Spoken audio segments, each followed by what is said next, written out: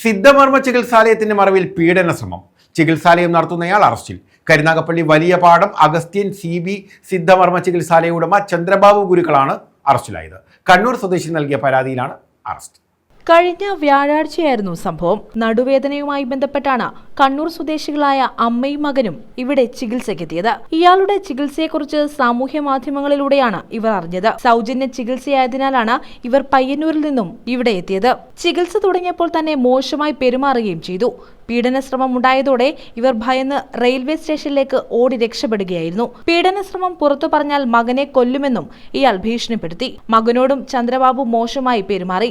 കണ്ണൂരിലെ വീട്ടിലെത്തിയ ശേഷമാണ് പോലീസിനെ ടോൾ ഫ്രീ നമ്പറിൽ വിളിച്ച് വീട്ടമ്മ പരാതി നൽകിയത്. തുടർന്നാണ് ഞായറാഴ്ച രാവിലെ പോലീസ് കരുനാഗപ്പള്ളിയിലെ വീട്ടിൽ നിന്നും ഇയാളെ അറസ്റ്റ് ചെയ്തത്.